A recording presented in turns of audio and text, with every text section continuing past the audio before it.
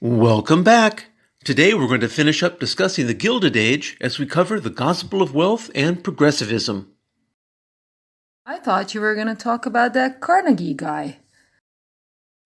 I am, because that Carnegie guy is the one who wrote the Gospel of Wealth.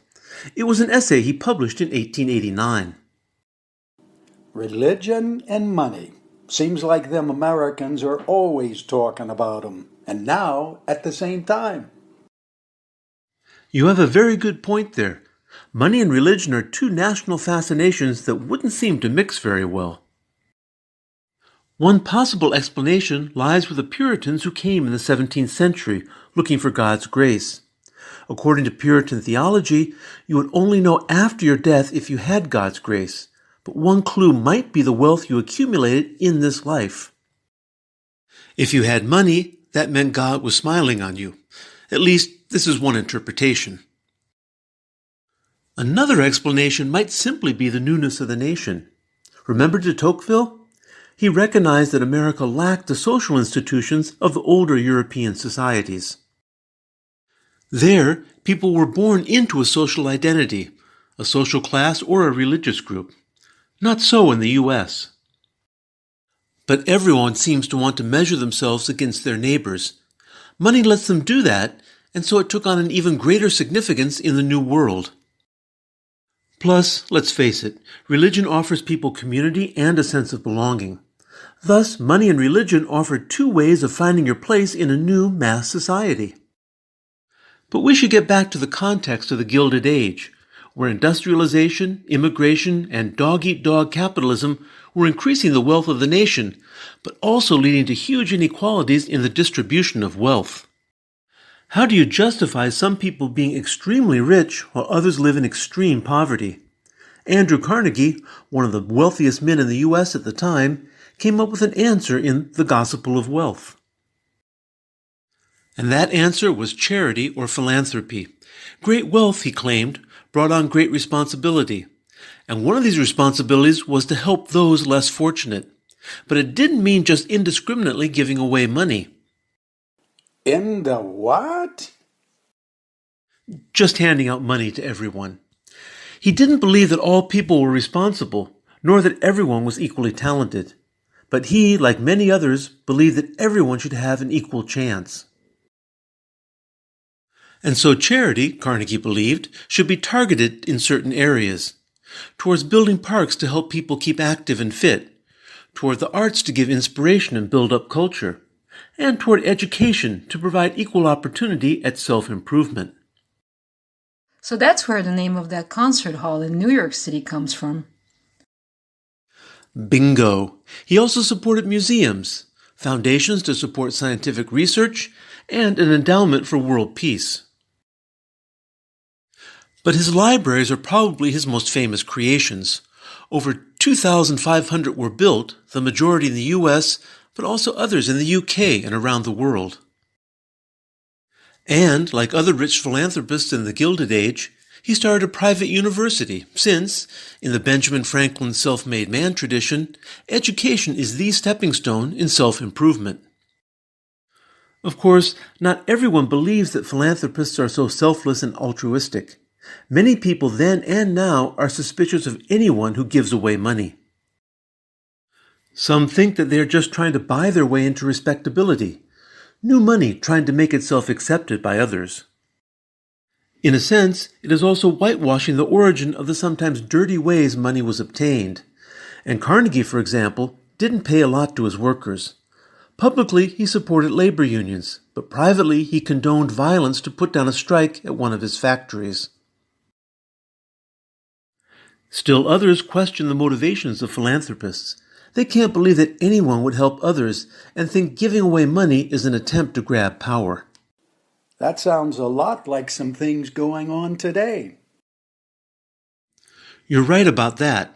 There are many parallels between the Gilded Age and today.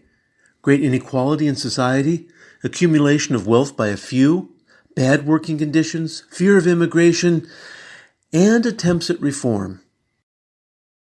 You'll note that Carnegie's response was based on individualism. However, Others sought to harness the power of the government to find collective solutions, and these people were called progressives.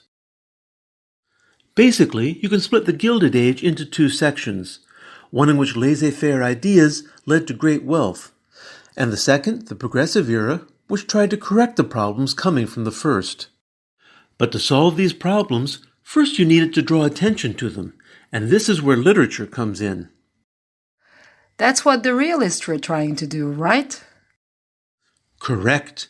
Plus, in the U.S., it led to the emergence in journalism of so-called muckrakers. Muck means mud, and rake, well, they were trying to stir up the mud to uncover the truth behind the social problems. If you've seen the film Citizen Kane, then you'll recognize Charles Foster Kane as a great example of muckraking journalism. Muckrakers exposed the problems caused by monopolies and oligopolies in U.S. industry at the time, and this eventually led to the breakup of companies in, for example, the steel and tobacco industries. Muckrakers not only newspaper articles, but also books. One classic example in literature is The Jungle by Upton Sinclair, published in 1906. It tells the story of a young immigrant from Lithuania who comes to Chicago and finds a job in a meatpacking plant. He becomes a wage slave, unable to escape poverty. He loses his family, and at the end turns to socialism for an answer. Sounds kind of like a rags to riches story to me. But without the riches. Exactly.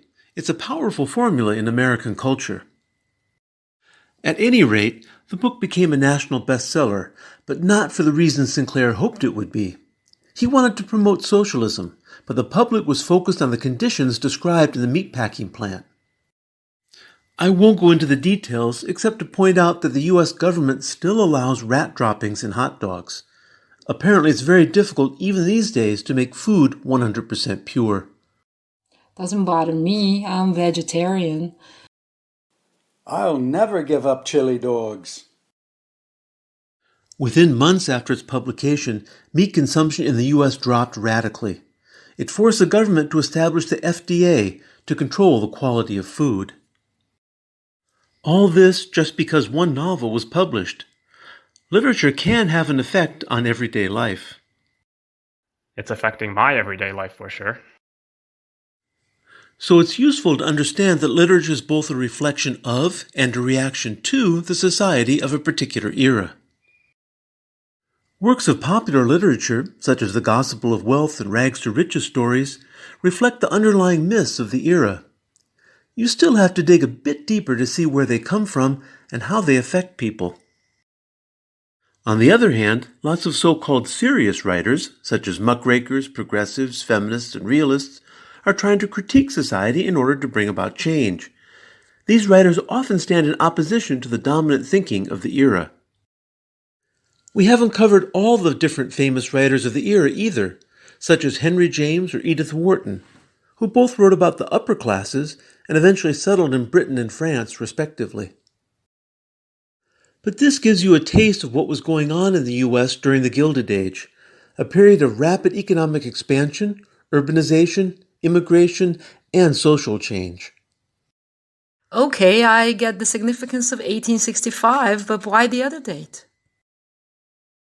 We'll get to that next time when we cover modernism, our sixth and final era for this semester. See you then!